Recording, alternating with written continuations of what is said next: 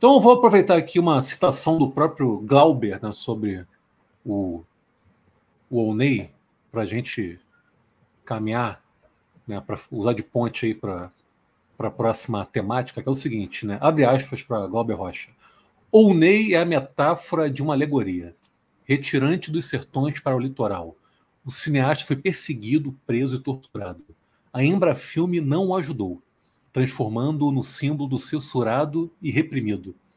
Manhã Cinzenta é o grande filme-explosão de 1968 e supera incontestavelmente os delírios pequeno-burgueses dos histéricos udigrudistas. Aqui já é o Glauber dando uma provocada na turma do cinema marginal, né? Eles ficavam ali o tempo todo, um dando porrada no outro. Mas isso é assunto para outro dia. Panfleto bárbaro e sofisticado, revolucionário a ponto de provocar prisão, tortura e iniciativa mortal no corpo do artista. Então não dá para falar de Onei São Paulo sem citar, obviamente, Manhã Cinzenta, que creio eu seja o seu filme mais conhecido, sua obra mais mencionada. Aliás, até algo um tanto quanto raro, né, de você ver um cineasta ter como filme mais conhecido um curta-metragem, né, que é um formato que geralmente é um tanto quanto escanteado. Sim. Mas é isso, então, Ives, Manhã Cinzenta, o que esse filme representa dentro da trajetória artística e até mesmo pessoal de Onei São Paulo? Esse filme é um ponto alto assim das ideias, da estética que o Oney queria empregar para os filmes dele. É baseado num conto que ele escreve em 1966.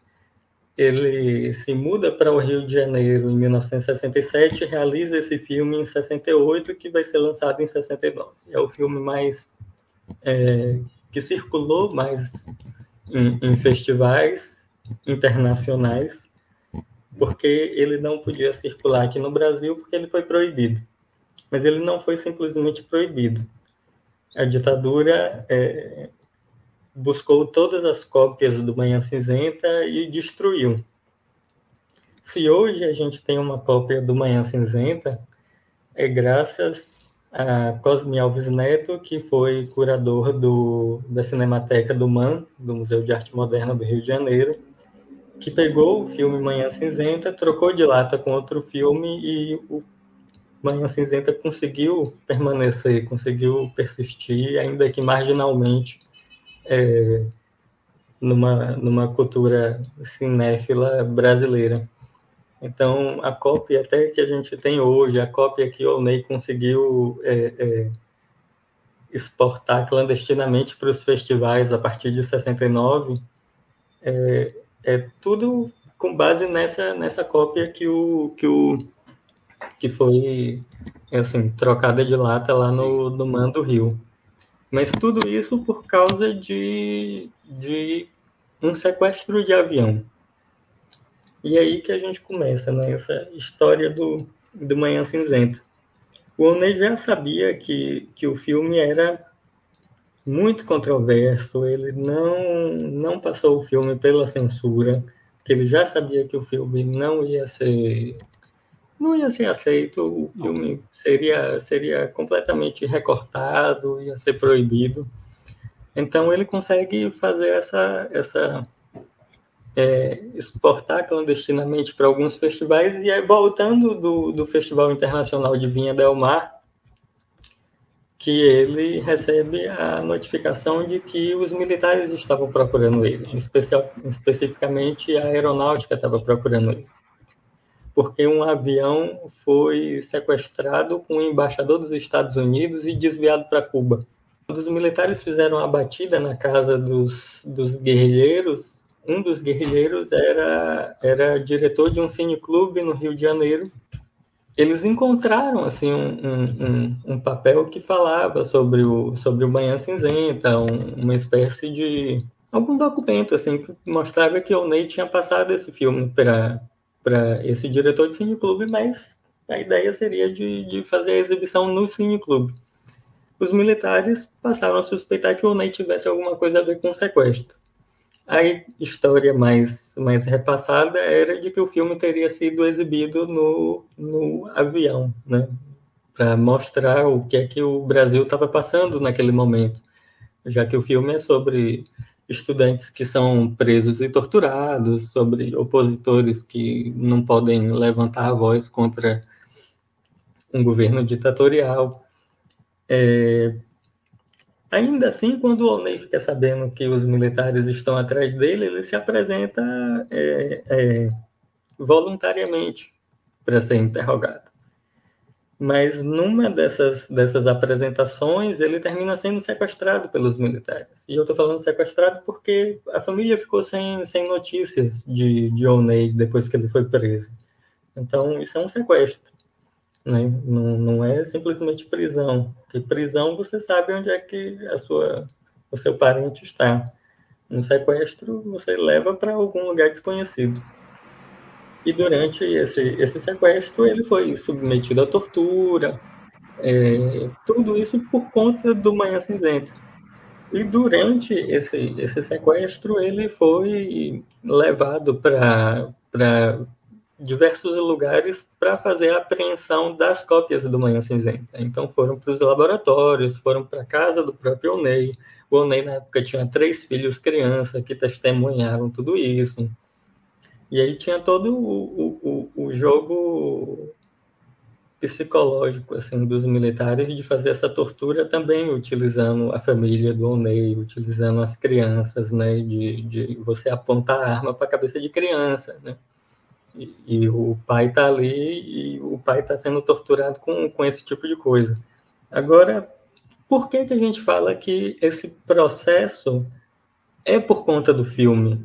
Porque o Oney, durante a tortura, ele é levado a citar nomes. E os nomes que ele cita são os que estão no filme. Os nomes que estão no filme são aqueles que estão no crédito.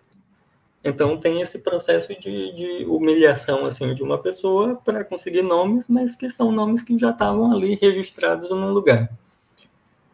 O segundo ponto é que o processo de censura do Manhã Cinzenta e de perseguição do Oney não termina nesse sequestro. Né? Ele continua por mais 2 anos, 2, 3 anos, 70, 71, 72, porque depois disso ele ainda é julgado por conta desse crime. E durante o julgamento não é mais falado do sequestro do avião. O Ney tem que defender o Manhã Cinzenta. Ele não tem mais que se defender por não ter participação no sequestro. Ele tem que defender a estética do filme dele. E tem passagens assim das atas dos julgamentos que posteriormente ele foi absolvido, assim, numa coisa que algumas pessoas acham até absurdo de você ser absolvido por um tipo de julgamento kafkiano como esse, Sim, né? Total. E você tem que... E as passagens, assim, mostram ele tendo que defender a estética do filme, e ele meio que demonstrar, assim, que, poxa, vocês estão vestindo a carapuça, porque a estética do filme aqui está apontando para um nazismo. Os militares usam aquelas bandanas no braço semelhante aos nazistas, o símbolo do regime tem as 2 cruzes, que não são entrecruzadas como o do nazismo, mas reporta isso, né? E ele comenta isso durante o julgamento. Mas ainda tem isso, né? Ele é mantido nesse julgamento, ele tem que ficar remoendo todo esse processo por muito tempo da vida dele. Se ele falece em 78, ele passa aí de 69 a 72 tendo que passar muito por esse processo, que é uma coisa muito complicada. Assim. Desgastante ao extremo, né? Muito desgastante. E sem falar do problema físico mesmo, que isso interfere na pessoa. Porque quando o Oney sai do sequestro, ele estava muito debilitado, ele estava com os 2 pulmões com pneumonia. Em 78 ele morre com um câncer de pulmão, mas aí você já pode até colocar ali aquele asteriscozinho, se será que já não era um processo iniciado lá no cárcere, né? Ele tem justamente um problema de pulmão depois que ele sai da prisão e ele vai morrer disso. Então, é um processo muito, muito complexo.